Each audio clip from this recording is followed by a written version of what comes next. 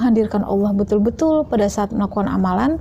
Nah, setelahnya kita baru ungkapin semuanya kepada Allah. Jadi tidak ada bareng-bareng ya, kepada saya kita baca zikir gitu ya, terus sama inget hajat.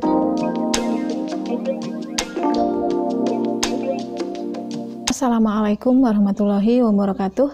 Halo semuanya, jumpa lagi dengan aku Pipit Ayria. Di video kali ini aku mau sharing tentang ini, saat kita punya satu keinginan atau hajat gitu ya, terus kita mengamalkan riyadhah.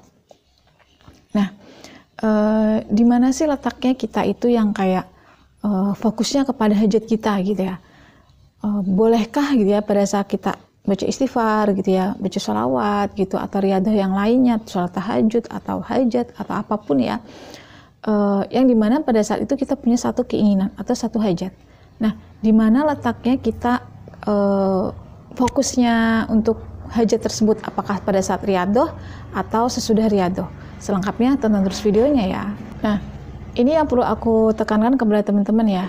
Pada saat kita punya satu masalah atau punya satu keinginan, terus kita datang ke Allah melalui perantara salawat gitu ya, melalui perantara Rasulullah, yang memang karena Rasulullah ini adalah perantara kita kepada Allah. Kalau nggak ada Rasulullah mungkin kita nggak ada yang tahu tentang Allah ya, nggak ada kenal sama Allah gitu. Nah, pada saat kita melakukan amalan salawat misalnya ya, terus kita misalnya baca salawat 1000 kali ya, 2000 kali gitu, atau istighfar atau apapun lah gitu. Nah, posisi fokus kita itu seharusnya hanya kepada Tuhan, hanya kepada Allah. Itu pada saat kita melakukan satu amalan ya. Jadi bukan pada saat ini kita membaca sholawat ya, shollallahu ala Muhammad atau Allahumma sholli ala Muhammad, Allahumma sholli ala Muhammad misalnya ya.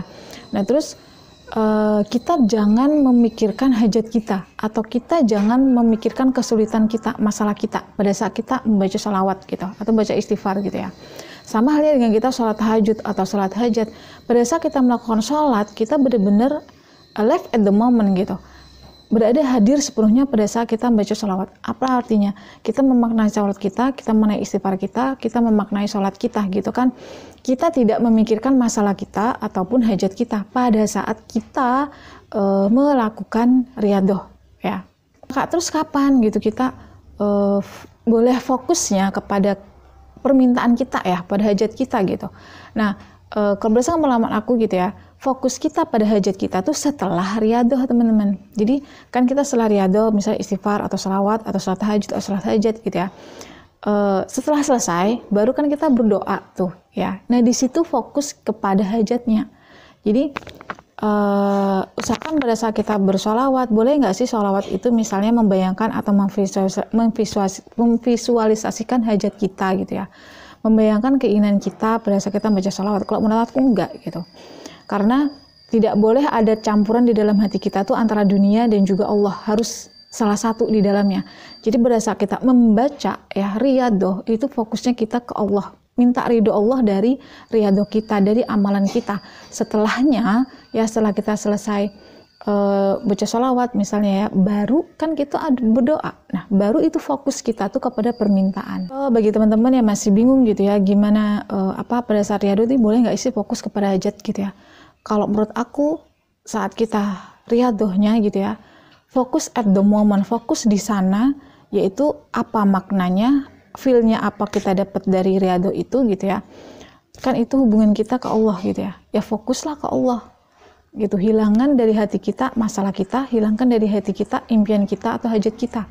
Setelah riyadhah, setelah kita fokus datang ke Allah benar-benar ya, fokus ke Allah, setelah selesai baru doa, baru di sana ungkapkan apa yang menjadi hajat kita, fokusnya ke hajat kita. Selesai kita membaca amalan atau melakukan riyadhah istighfar tadi, riyadhah salawat atau sholat gitu ya. Nah, setelahnya baru kita fokus kepada hajat kita, terus kita fokus kepada meluapkan membuka atau mengungkapkan segala keluh kesah kita, baru setelah kita riyadhah. Jadi intinya pada saat kita membaca sholawat, pada saat kita berzikir ya, pada saat kita sholat, itu tidak boleh ada unsur dunia di sini. Kan masalah kita, hajat-hajat kita, itu kan kebanyakan unsur dunia ya. Nah, datanglah ke Allah dengan murni benar-benar untuk Allah. pada saat riadohnya, baca sholawatnya, baca istighfarnya, sholatnya ya benar-benar hadir di sana gitu, hadir untuk Allah, hadir sepenuhnya untuk apa ya, ya untuk Allah sepenuhnya gitu.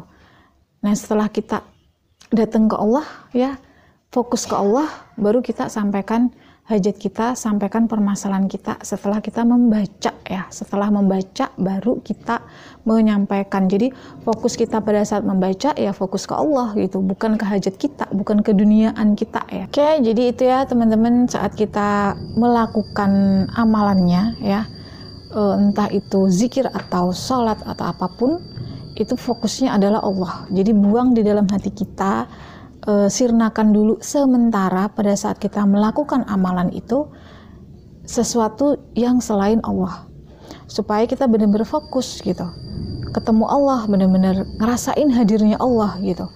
Nah pada saat selesai kita melakukan amalan itu, barulah fokusnya dialih, yaitu kepada hajat kita, kepada masalah-masalah kita gitu.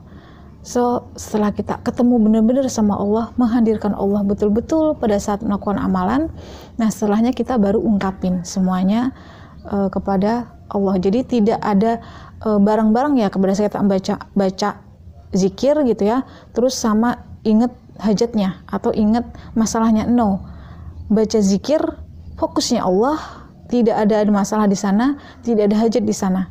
Setelah baca zikir ya, entah itu istighfar, entah itu salawat, nah baru minta, baru berdoa ya, baru berkeluh kesah.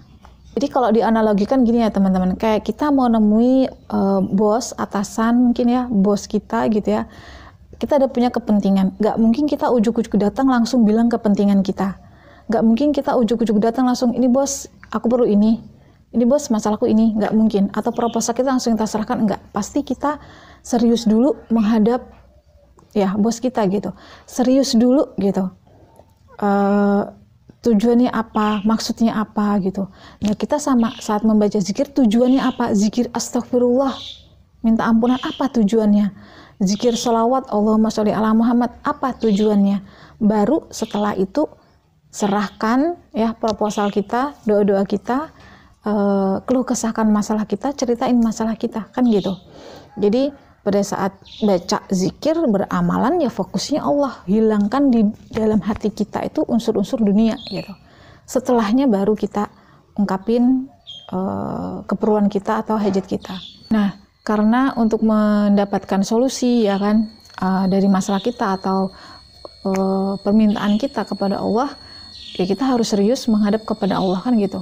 Nah seriusnya itu kita tunjukkan pada saat melakukan amalan, yaitu dengan fokus menuju Allah, fokus ridhonya Allah gitu, bukan hal lain gitu. Ya jadi kalau kita fokus benar-benar gitu ya, bertatap muka benar-benar, fokus benar-benar ya, menghormati ya, memuja, memuliakan ya bos kita gitu ya, memuliakan rajanya kita gitu ya, memuliakan Allah. Setelahnya baru kita keluh kesah.